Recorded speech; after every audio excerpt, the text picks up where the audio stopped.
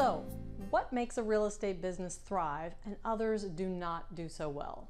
Well, we're going to talk about that in this lesson because I have been a co-founder of multiple real estate franchises and an independent brokerage, and I have literally worked with hundreds of even thousands of real estate business owners.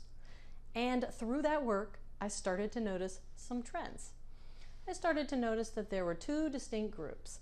One where the businesses were thriving year after year, constant growth, and others that they would never start, which would start but never really take off long term. So what was the difference? Well, it really came down to a mindset, and I want to show you just what their growth curve looked like.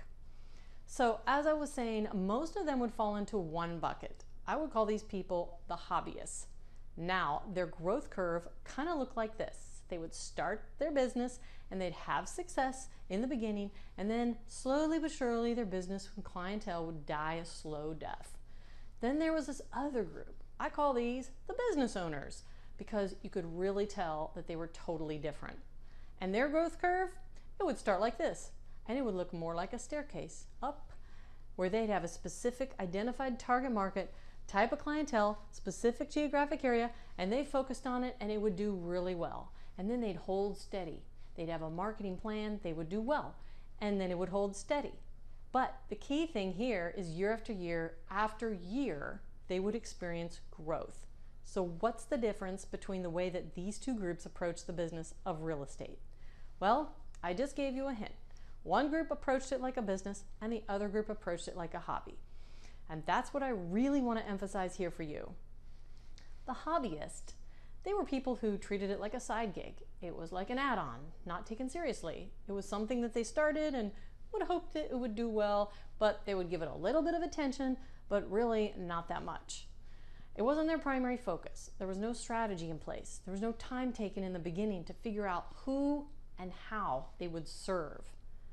The business owner, well, it was totally different. They had a very clear strategy as it relates to their ideal and very specific clientele. They had a very clear strategy as it relates to their marketing and to their retention and to keeping clients happy.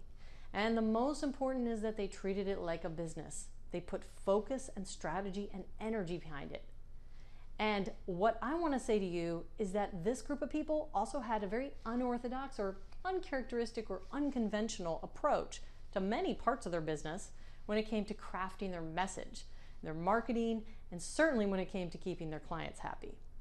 And throughout the Rich Niche Academy, we are going to be leveraging the knowledge that I gain through working all of these real estate professionals, specifically the business owners. And I'm going to be sharing it with you. And some strategies are going to feel uncomfortable. Some strategies you're probably going to say, seriously? Like, Cheryl, that makes no sense. Why would I do that? But here's what I want you to do. I want you to trust the process because this process has been proven over and over again. This is the difference. Unconventional strategies, but proven unconventional strategies that work.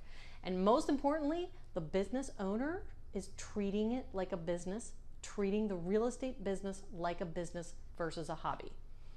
So here's what I want you to do. Go download the PDF below.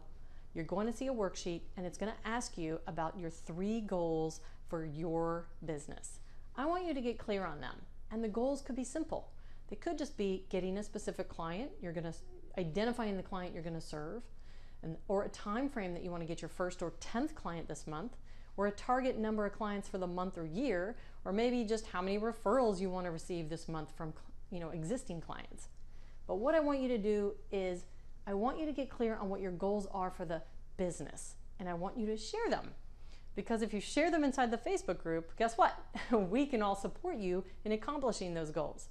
So take a minute right now, download the worksheet, make a list of your goals, and share them inside the Facebook group. And remember, this is a business and it's a journey, and we're all in it together.